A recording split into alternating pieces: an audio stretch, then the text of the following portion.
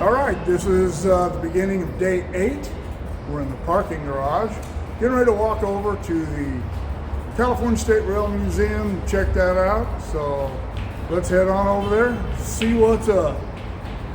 This is CP Railroads number 1, the Governor Stanford. This is one of the locomotives that was used to build the original Transcontinental Railroad, and then it worked on that railroad and around this area. So the representation of a snow shed, and they had, I don't even remember, I'm sure it says on here how many miles of snow sheds they once had on Donner Summit or on Donner Pass, and they still have a lot of snow sheds, but there used to be actual stations inside these things. Really spectacular. I got some pictures I'll drop in here. Here's a photograph of the shed at Andover about 1910. The staff office and covered turntable used primarily for snowplows are seen at center frame. Here is a helper at the Lakeview station in 1922. The name was changed to Donner in 1928 to avoid confusion with a station of the same name on the recently acquired Nevada, California, and Oregon Railway. The sheds were built with wood, so fire was always a concern, and fire trains were stationed at Immigrant Gap and Norden, as seen here about 1940. All photos are from John Signor's book, Donner Pass. All right, here's some of the cars they have here on display, and some cool stuff. Oiling, locomotive tending stuff. God, look at a pair of goggles like that for a motorcycle. That would look cool.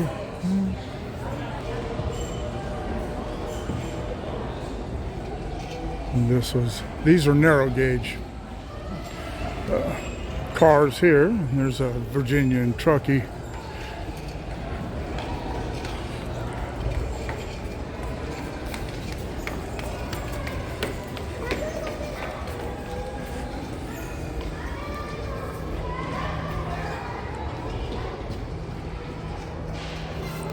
All right, my opinion, this is the star of the show.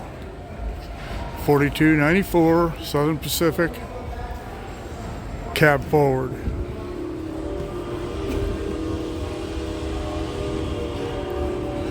This is a 4662,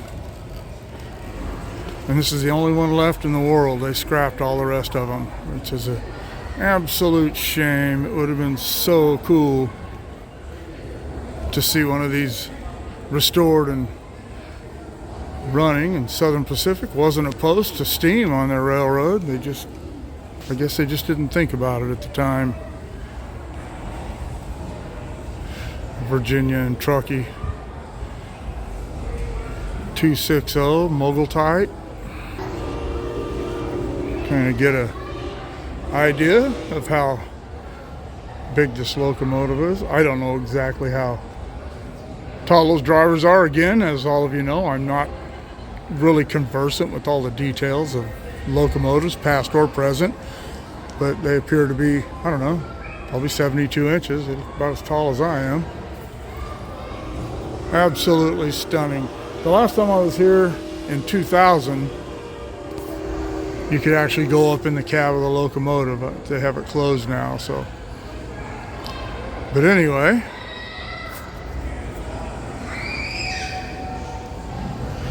that is the cab forward. All right, well, as all you aficionados probably know, I was just reading a piece on this that said this was the last cab forward built and was only in service for 12 years. All right, one of the things about this and other locomotives here and in other museums is that these were almost exclusively photographed in black and white, which tends to make everyone think, as do most historical photographs, that everything before color film was just black and white. But these were brightly colored, very vivid paint jobs on many of these locomotives, and they would keep the boilers polished and all the brass. And they didn't do that with every locomotive. I don't know if they did that with this one. But the 19th century and the early 20th century were very colorful. This is the CP Huntington, named for Collis Huntington, one of the big four, the founders of Southern Pacific, or Central Pacific, which became Southern Pacific later. This locomotive was built in 1863 and was, if it wasn't the first locomotive that Central Pacific used, it was certainly one of them. And I think that the Southern Pacific Sunset emblem is the best looking emblem of any of the railroads. I've always felt that way. Yeah, I don't know, maybe I'm just partial to it because I was an SP guy, but I still think it's really, really beautiful. All right. This was a Great Northern RPO car, a railway post office, and the railroads used to have the postal contracts. They would pick up mail from locations at stations along the way and sort it in these cars, put it back in bags, and drop it off wherever they were supposed to be dropped off. Hello.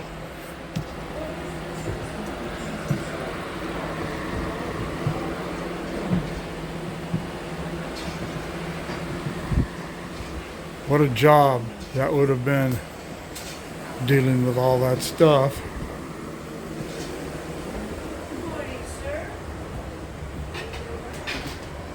And out there is the turntable.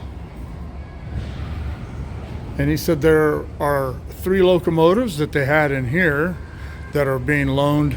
I guess there's some big rail thing going on in Nevada right now, and those 3 locomotives all operated in Nevada, so they are on loan to that show.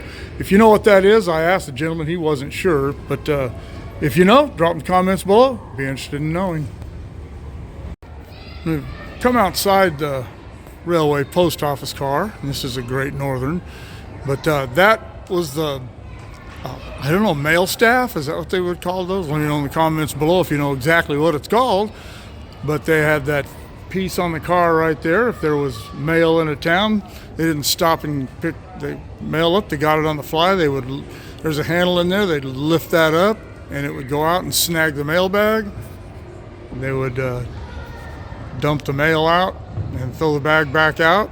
I don't know if they just threw an empty bag out when they picked the full one up. I don't know how it worked. But anyway, that is how they did that. And another V&T, a Virginian Truckee 240. I don't know. Locomotives that small were generally either used on work trains or as switchers. There's a UP 060, and this is the other side.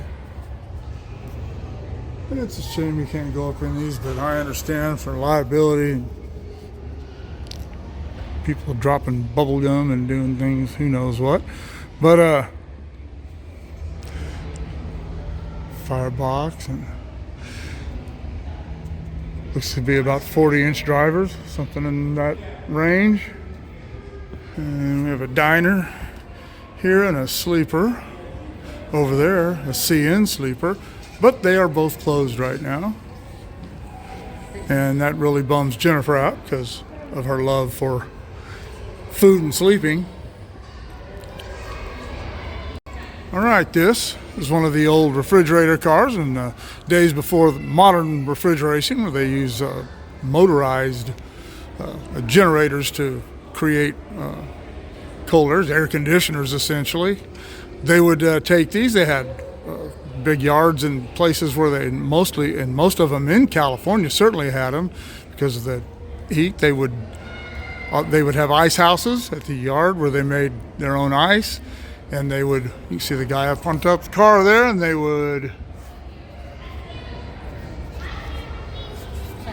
had what were called ice decks, and they would get the ice off the ice decks and load them into the open spaces at the ends of the car, and then have circulating fans that would circulate the cold air and keep things cold. All right, this is inside the reefer car. You can see that that's how they would put the ice in there, and then the fans would circulate it out the top of there. And as cold air settles, it keeps things cold. All right, for all you folks from the South that see this, and subscribers from the South, and I'll have a few of you, here's a Georgia Northern car. Got its marker lights on. This was a platform car, obviously the back end of the train, and no telling how many presidents stumped and did their whistle stops on those. You still get that? On those cars. All right, you've heard me talk about the railway express agencies, and that most of them were not owned by the railroads. Some railroads had their own, but you can see that there are some of the different companies that operated what's called express mail. And the railroad express agencies, railway express agencies, were the forerunners to companies like FedEx and UPS. All right, this is a scale model of the Jupiter. This was one of the locomotives, the Jupiter, that was involved in the driving of the Golden Spike in 1869. The other one was the I think it was the 119. But the only reason I know that is because I went to a reenactment thing up at Promontory Point. They still do that, as far as I know, and they had both of the locomotives out there. Obviously, not the actual original ones, but and I don't know the eventual disposition of the Jupiter. If you do, leave in the comments below. Be interested in knowing. One of the other interesting facts about the original Transcontinental Railroad is that it was laid with 60-pound rail, most of it was. And to think of running a locomotives, these were still heavy locomotives, and 60-pound rail is very, very light rail. All right, up here looking down on the cab forward. It's pretty cool. You see all the other stuff in the background. And we're up here with the toy train.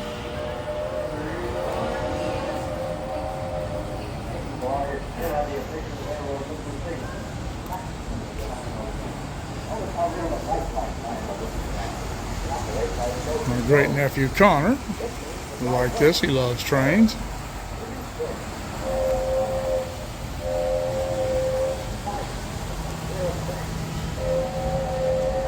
It's like they have 3 trains operating at the same time. That's pretty cool. Maybe 4.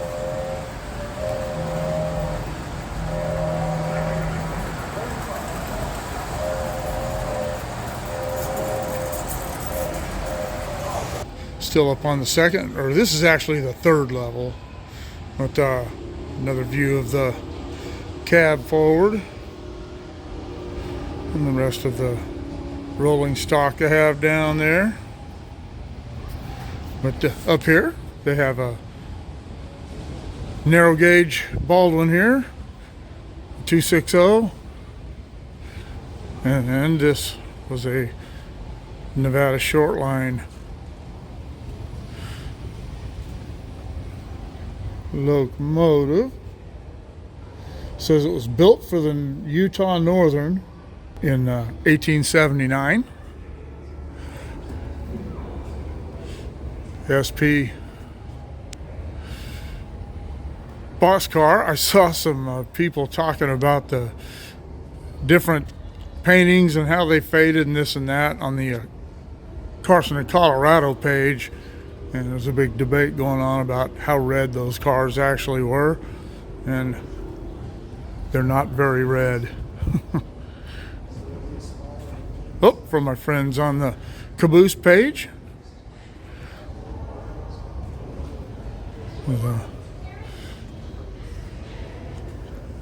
side door. This is a Pacific Coast Caboose here.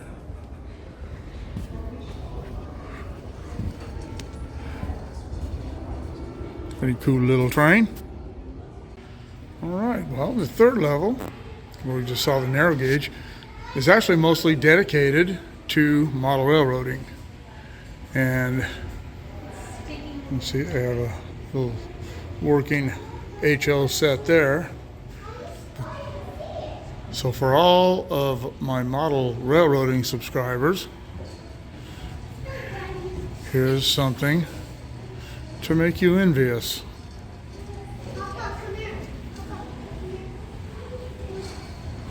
I don't know how popular model railroading is with kids these days. I hope it's still real popular.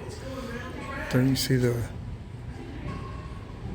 difference between the Z scale all the way up to the large scale. I don't know what the gauge on that is. Some ideas for you model railroaders.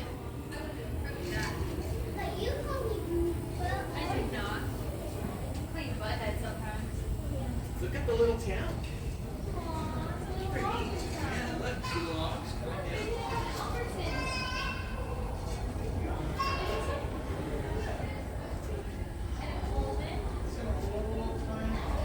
It's pretty.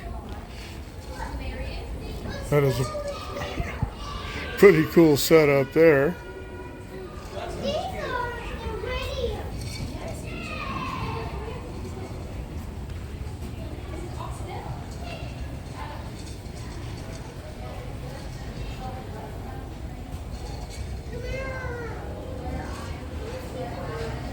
This all appears to be HO.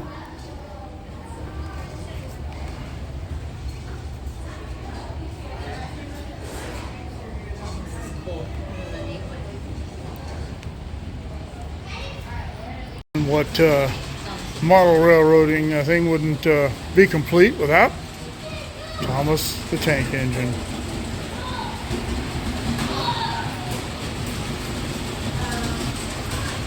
I hope parents bring their little kids up here to see all this stuff and get them excited about model railroading.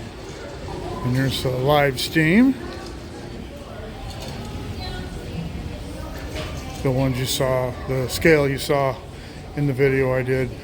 This actually looks a little bigger than the scale up at Oregon. And I couldn't end this on the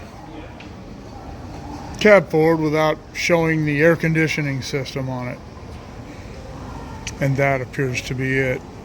I guess you would open the front window there and let it blow out the top, and that was your air conditioning. These things had to have been incredibly hot in the summertime. The first sunroof. All right, well, we're on the train. As I remember, I did this about 20 years ago. As I remember, it just goes out a few miles and comes straight back. It doesn't do anything exciting, but we'll shoot anything that looks exciting. All right. Looks like one of the old yard type locomotives. I didn't go up and look at it. That's what it looks like from this end. All right, let's see what's going on. Let's flip this thing around. Harley, Old Sacramento Station. We're a trip along the Sacramento River. I am Michael, your narrator, and along with our train crew, we would like to welcome you. Sometimes I wish they'd just let us enjoy this without narration. Railroad was founded in 1990. Subsidiary of the There's the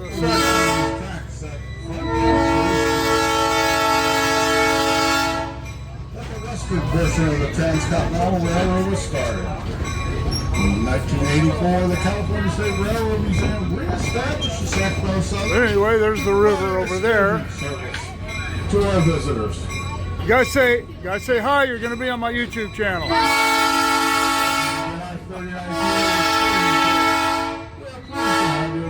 To making this an enjoyable experience. This young lady is from Sacramento but lives in, say, South Carolina. Come back to visit her hometown.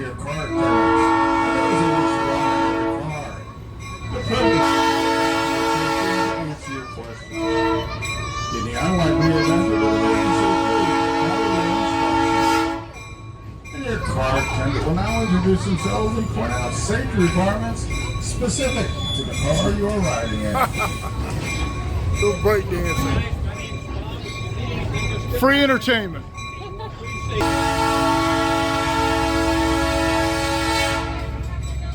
Old drawbridge. And there's the Capitol down there, where all the California shenanigans take place.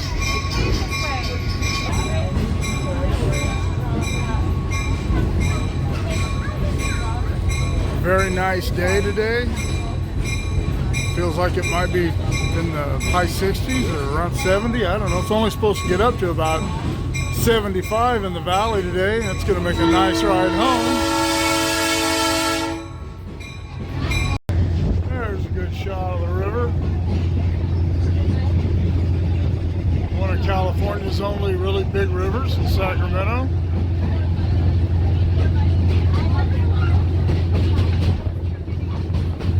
Most of our rivers in California would be considered streams back east. This is the Sacramento Police Department's horse training facility. Sacramento Mounted Police. Station. They're going to run the locomotive around the train back to the other end. Station was a Pull us back into the station. From 1909 to 1953. Humidity and temperature from the water. All right. Here again, I'm not conversant with these locomotive types or vintages, However, the pool remained. but I know a bunch of you are, so leave in the comments below. That's the most modern swimming resort in California. You're all alone. Who's going to leave us here all by ourselves? Sure don't have time. Gotta get back. But in 1852, they decided to move to Vallejo. I think they got a better deal on rooms or meeting space. Well, that lasted a year, and then in 1853, they moved again down to Benicia. Same reason. But please exit the same way that you entered, or at the direction of your car. And please use caution exiting the train as the steps are steep. So take your time, use the handrail, and watch your step. And Old Sacramento. battle your children as you exit. On behalf of the California State Railroad Museum and your all volunteer crew, it has been our sincere pleasure serving you today. Thank you All for right. riding on the Sacramento Subway. Here we are. And enjoy the rest Back of where your we day started. in Sacramento. And please join us again soon. All right, another static outside. This looks like is that a 462?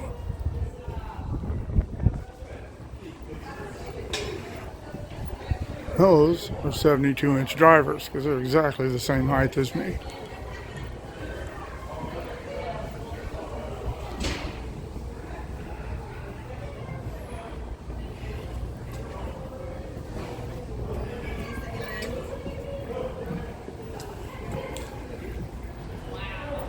And then this, an Amtrak diesel here for all you who are conversant with locomotive types. You can leave in comments below what this one is, because I don't know what it is either. Usually they say something on the side of them, but this one doesn't. All right, go find us something to eat. We're putting around Old Sac. Find us someplace to get a bite, and then finish up. We're gonna go back to the museum after this. We had to leave the museum to catch the train. As uninteresting really as that train ride is, we always try to train rides wherever we go, and they offer them. All right, well, we made it home. It is about 8:30, a little after 8:30 on Friday night.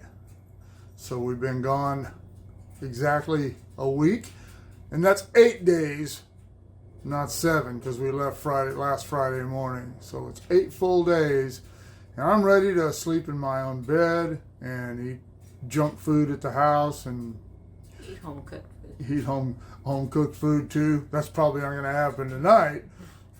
But as you can see, the bike's pretty dirty. The ride back down I-5 from Sacramento sucked. I-5 was jam-packed. It took probably about, 20 or 30 miles out of Sacramento before we even got over 50 miles an hour. There was so much traffic.